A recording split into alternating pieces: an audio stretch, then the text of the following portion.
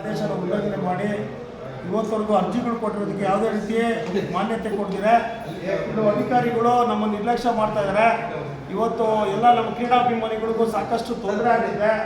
ಈ ತೊಂದರೆ ಆಗಿರೋಂಥ ವಿಚಾರದಲ್ಲಿ ಹಲವಾರು ಮನವಿ ಪತ್ರ ಕೊಟ್ಟರು ಇವತ್ತು ಸ್ವೀಕಾರ ಮಾಡಿದರೆ ಇವತ್ತು ಆಟದ ಮೈದಾನದಲ್ಲಿ ಬೇಕಾಬಿಟ್ಟು ಇವತ್ತಿನ ವ್ಯವಸ್ಥೆ ಹೀಗಾಗಿದೆ. ಇವತ್ತು ಕ್ರೀಡಾಭಿಮಾನಿಗಳು ಸಾಕಷ್ಟು ಇಲ್ಲಿ ತೊಂದರೆ ಆಗಿರೋದು ಅನುಭವಿಸ್ತಾ ಇರೋದು. ಎಷ್ಟೇ ಹೇಳಿದ್ರು ಇಲ್ಲಿ ನಮಗೆ ಒಂದು ಸೌಜನ್ಯವಾದಂಥ ರೀತಿ ನೀತಿಯಲ್ಲಿ ಯಾವುದೇ ಮಾಡ್ತಾ ಇಲ್ಲ.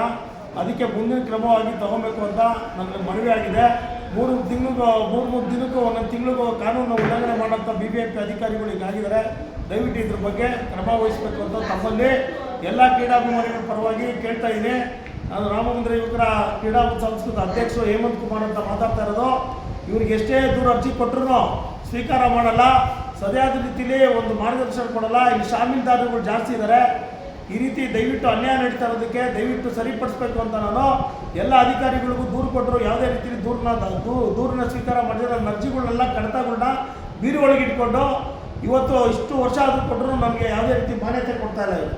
ದಯವಿಟ್ಟು ಇದನ್ನು ತಾವು ಎಲ್ಲ ಮಾನ್ಯ ಶಾಸಕರಿಗೂ ಸಾಕಷ್ಟು ದೂರು ಕೊಟ್ಟರು ಯಾವುದೋ ನಮ್ಮ ರಾಮಮಂದಿರ ಆಟದ ಮೈದಾನಕ್ಕೆ ಒಂದು ಕಳಂಕ ತರಕ್ಕೆ ಹೊರಟಿದ್ದಾರೆ. ದಯವಿಟ್ಟು ಇದು ಕ್ರಮ ಹಿಡಿಬೇಕು ಅಂತ ನಾನು ತಮ್ಮಲ್ಲಿ ಮನವಿ ಮಾಡ್ಕೊತೀನಿ. ಎಲ್ಲ ಅಧಿಕಾರಿಗಳಿಗೂ ನಗರಾಭಿವೃದ್ಧಿ ಇಲಾಖೆಯವ್ರಿಗೂ ಕೊಟ್ಟಿದ್ದೀನಿ, ಮಾನ್ಯ ಆಯುಕ್ತರಾದಂಥ ಅವ್ರಿಗೂ ಕೊಟ್ಟಿದ್ದೀನಿ, JC ಸಾಹೇಬ್ ಜಂಟಿ ಆಯುಕ್ತರಿಗೂ ಕೊಟ್ಟಿದ್ದೀನಿ. ಯಾವುದೇ ಬಂದರೂ ಇದಕ್ಕೆ ಸ್ಥಾನಮಾನ ಕೊಡಿದ್ರೆ ಇವರು ತದ್ವಿರುದ್ಧವಾದಂಥ ರೀತಿ ನಡ್ಕೊತಾರೆ.